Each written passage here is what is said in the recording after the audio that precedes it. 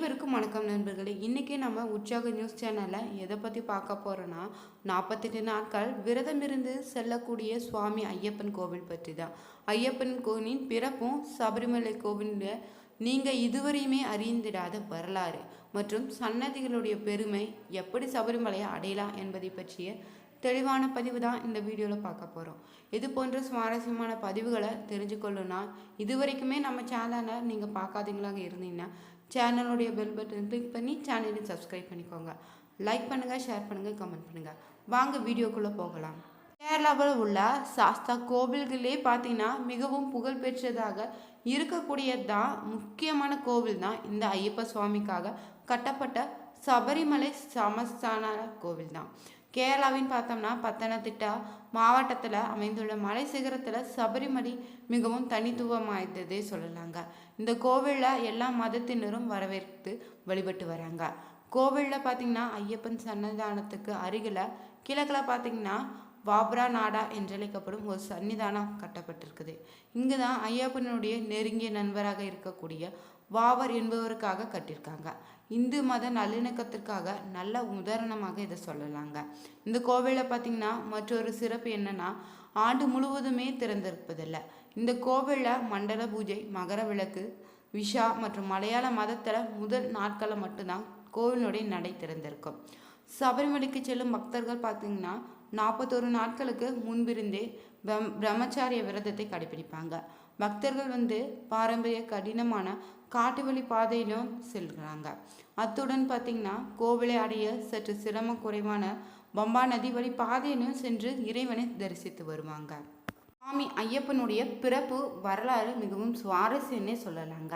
மதுரை, திருநெல்வேலி, ராமநாதபுரம் ஆகிய பகுதிகளில் பரவியிருந்த பாண்டிய சாம்ராஜ்யத்துக்கு முந்தைய ஆட்சியாளராக இருந்த திருமலை நாயக்கரால் வெளியேற்றப்பட்ட பாண்டிய வம்சாவளியினர் தான் வள்ளியூர், தென்காசி, செங்கோட்டை, அச்சன் கோவில், சிவகிரி போன்ற பகுதிகளில் வாழ்ந்து வந்திருக்காங்க.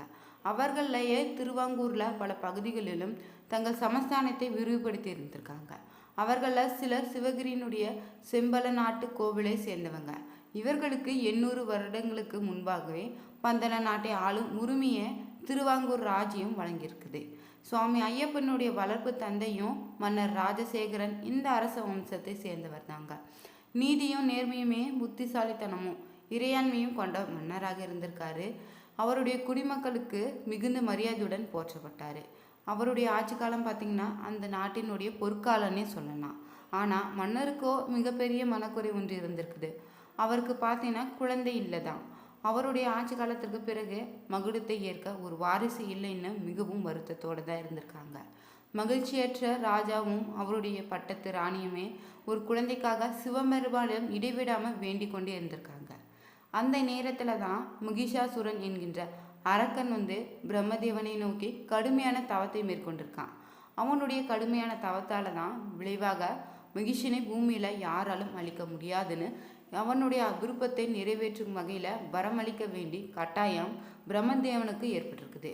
பின்னர் பார்த்தோம்னா கொடுத்த வரத்தால் அசாத்திய தைரியம் அடைந்த மகிஷாசுரனும் மனிதர்களையும் அங்கங்கே சிதறி கிடந்த பழங்குடி சமூகத்தினையும் படிப்படியாக அழிக்க தொடங்கியிருக்கான்.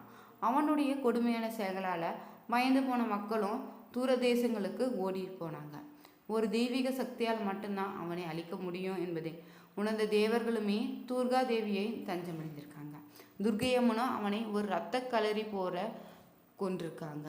தனது சகோதரனை கொன்றவர்களை பழிவாங்க உறுதி பூண்ட மகிஷாசுரனுடைய சகோதரி யாருன்னா மகிஷியும் பிரம்மனை நோக்கி கடுத்தவும் புரிந்து மகாவிஷ்ணுவுக்கும் சிவபெருமானுக்கும் பிறக்கும் குழந்தை மட்டும்தான் தன்னை கொல்ல முடியும் என்கின்ற ஒரு வரத்தையும் பெற்றுக்கொண்டார்.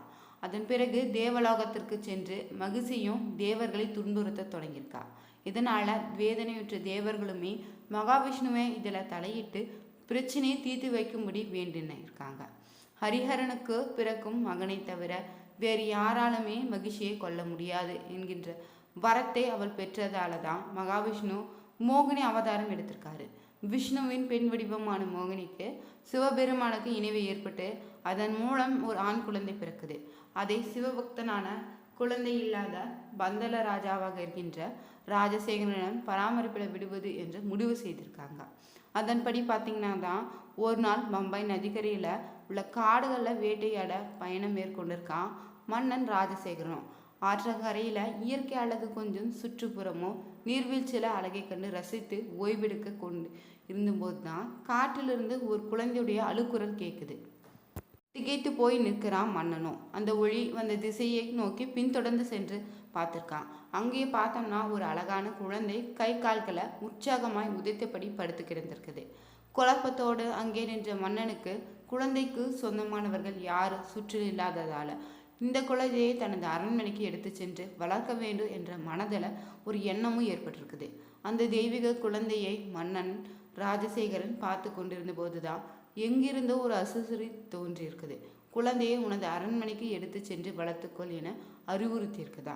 மேலும் பார்த்தீங்கன்னா அந்த துறவி இந்த குழந்தை உனது அரச வம்சத்தில் எல்லா துன்பங்களையும் நீக்குவான் என்றும் சிறுவனுக்கு பார்த்தீங்கன்னா 12 வயதாகும் போதே மன்னர் ராஜசேகரனுக்கு அந்த குழந்தையின் தெய்வீகத்தன்மை அறிந்து கொள்ள முடியும்னு உறுதியளித்திருக்கான். கையில் கிடைக்கும் போது குழந்தை கழுத்தில் தங்கச்சங்கிலி அணிந்திருந்ததாலே தங்க கழுத்து உடையவன் என்ற பொருள்படுமாறு குழந்தைக்கு மணிகண்டன் என்ற பெயர் சூட்டப்பட்டு அந்த சாது அறிவுறுத்தினார். கேட்ட பரவசமடைந்த மன்னன் ராஜசேகரனுமே குழந்தைய வீட்டிற்கு அழைத்து சென்று நடந்த சம்பவங்களை ராணியிடம் விவரித்துக்காங்க. அவர்கள் இருவருமே பார்த்தீங்கன்னா சிவபெருமானின் அருளால தான் இந்த குழந்தை கிடைத்ததாக பெரும் மகிழ்ச்சி அடைந்து குழந்தையை வளர்க்க தொடங்கியிருக்காங்க. குழந்தையினர வளர்வல பந்தள நாடே மகிழ்ச்சியில மூழ்கி இருந்துச்சு. மன்னர் ராஜசேகரனுடைய காலத்திற்கு பிறகு நானே இந்த நாட்டிற்கு மன்னராக வேண்டும் என கனவு கோட்டை கட்டியிருந்த அரசவை திவான் மட்டும் அரச தம்பதியின் மகிழ்ச்சியால் கொதிப்படைந்தாங்க. குழந்தையிலிருந்த மணிகண்டன் மிகவும் புத்திசாலியாகவும் மதிநுட்பத்துடன் இருந்திருக்கான். தற்காப்பு கலைகளையும் சாஸ்திரங்களையுமே பார்த்தீங்கன்னா சிறந்து விளங்கிய மணிகண்டன் தனது புத்திசாலித்தனத்தால் தெய்வீக ஆற்றலாலும் தனது குருவை ஆச்சரியப்படுத்தியிருக்காரு. பந்தள நாட்டில் அமைதியும் செல்வமும் நிரம்பி வழிந்திருக்குது. காலப்போக்கில் குரு மணிகண்டன் ஒரு சாதாரண மனித பிரிவு அல்ல, தெய்வீக அவதாரம் என்கிற முடிவுக்கு வந்திருக்காரு. வருடங்கள் கழித்து மகாராணிக்கும் ஒரு ஆண் குழந்தை பிறக்குது. இதற்கு அடுத்து பார்த்தோம்னா யார் இந்த நாட்டில் பட்டத்து இளவரசர் ஆக வேண்டும்னு ஒரு குழப்பம் ஏற்படுது. மகாராணியும் தன் குழந்தை தான் இளவரசர் ஆக வேண்டும் நினைத்து நோய்வாய்ப்பட்டதாக நடித்து புலிப்பால் கொண்டு வந்தாதான் நோய் குணமாகும்னு ராஜ வைத்தியர் அறிவித்திருக்காரு. ஐயப்பனும் தாய்க்காக புலிப்பால் கொண்டு செல்ல காட்டிற்கு போயிருக்காரு. மகனுக்காக பார்த்தீங்கன்னா 3 கண்களை கொண்ட நெய் தேங்காயை கொடுத்து அனுப்புகிறார் மன்னனும். சிவபெருமானுடைய பஞ்சபூத கணங்களும் மணிகண்டன் காட்டை நோக்கி பயணிக்க தொடங்கியதுமே பின்தொடர்ந்திருக்குது. ஆனால் வழியில் தேவலோகத்தில் மகிஷினுடைய அட்டுடையங்களை கண்ட மணிகண்டன் சினம் கொண்டு அவளை பூமியில் வீசி எறிந்திருக்காரு. அவள் அழுத நதிக்கரையில தான் விழுந்திருக்கா. விரைவில் ரத்த போர் தொடங்கியிருக்குது. இறுதியில் பார்த்தீங்கன்னா மணிகண்டன் மகிஷியின் மார்பில் ஏறி ஆக்ரோஷமாக நடனமாட தொடங்கினார். அந்த நடத்துல பூலோகமும் தேவலோகமும் அதிர்ந்திருக்குது. தேவர்களும் நடுநடுங்கி போனாங்க. அப்போதுதான் மீதி ஏறி நிற்கும் அந்த தெய்வ அவதாரம் தான் ஹரிஹரனின் மகன் என்று மகிழ்ச்சி உணர்ந்து கொண்டாங்க. சிறுவன் காலடியிலே அடிபணிந்து தொழுது பின்னர் உயிரை விட்டிருக்கா. நடனம் பார்த்தீங்கன்னா சிவபெருமானும் மகாவிஷ்ணுமே கண்டுகளித்த இடம்தான் களகாட்டின்னு சொல்றாங்க. கரம்பன் என்கிற காவலன்னன் மகள் லீலா என்பவளால் மகிழ்ச்சி உருவில் இருந்ததாகவும் ஸ்ரீ தர்மசாஸ்தாவின் அருளால தான் சாப விமோச்சனம் பெற்று மோட்சத்தை அடைந்ததாகவும் சொல்லப்படுது. சபரிமலைக்கு இவளுக்கும் மாளிகபுரத்து அம்மன் என்கின்ற பெயரில் கோவில் இருக்குது. வென்ற மணிகண்டன் புலிப்பால் தேடி காற்றுக்கு சென்றிருக்காரு. அங்கேதான் சிவ தரிசனம் செய்த மணிகண்டனால சிவபெருமான் உன் அவதார நோக்கம் தெய்வீக திருப்படி முடிந்து விட்டது, இருந்தாலுமே நீ நிறைவு செய்ய வேண்டிய மற்றொரு மிகப்பெரிய பணி ஒன்று இருக்குதுன்னு சொல்லியிருக்காரு. நீ பத்திரமாக திரும்பி வர வேண்டும் என்று வருத்தத்துடன் காத்திருக்கு. உன்னுடைய தாய் நோய்வாய்ப்பட்ட உன் தாயார விரைவில் போய் பாருன்னு நினைவுபடுத்தியிருக்காங்க. புலிப்பால் கொண்டு செல்லும் பணியில தேவேந்திரன் உனக்கு உதவி செய்வார் என உறுதியளித்திருக்காரு. அதன்படி நான் மணிகண்டன் புலி உருவிடு தேவேந்திரன் மீதேறி அமர்ந்து தேவர்களும் தேவ கன்னிகளும் ஆண் புலியுமா பெண் புலியுமா புடைசூழ அரண்மனை நோக்கி பயணித்திருக்காரு. புலி மீது ஏறி வரும் சிறுவனை பார்த்த பயந்து போன பந்தள நாட்டு மக்கள் அலையடித்து ஓடத் தொடங்கியிருக்காங்க. அப்போதான் முதல்ல காட்டில் மணிகண்டன் ராஜசேகரன் கண்டெடுத்த போதுதான் தோன்றிய அதே முனிவர் இப்போது தோன்றி திகையில அந்த பந்தாள நாட்டு குடிமக்களுக்கு மணிகண்டனுடைய உண்மையான தெய்வீக அவதாரத்தை பற்றி எடுத்துரைச்சிருக்காங்க. முன்னாடி தந்தை ராஜசேகரனுடைய அளவில்லாத பக்தியை கண்டு விஜய மணிகண்டனும் மன்னருக்கு ஒரு வரம் கொடுக்க விரும்புவதாக சொன்னிருக்காரு. மன்னனும் மணிகண்டன் நினைவாக ஒரு கோயிலை கட்ட விரும்புவதாக வேண்டிக் கொண்டார். இப்படிதான் தற்போது உள்ள சபரிமலை கோவில் அமைஞ்சிருக்குது. இந்த வீடியோ உங்களுக்கு பிடிச்சிருந்தா லைக் பண்ணுங்க, ஷேர் பண்ணுங்க, கமெண்ட் பண்ணுங்க. மறக்காம நம்ம உற்சாக நியூஸ் சேனலையும் சப்ஸ்கிரைப் பண்ணிக்கோங்க. Thank you viewers.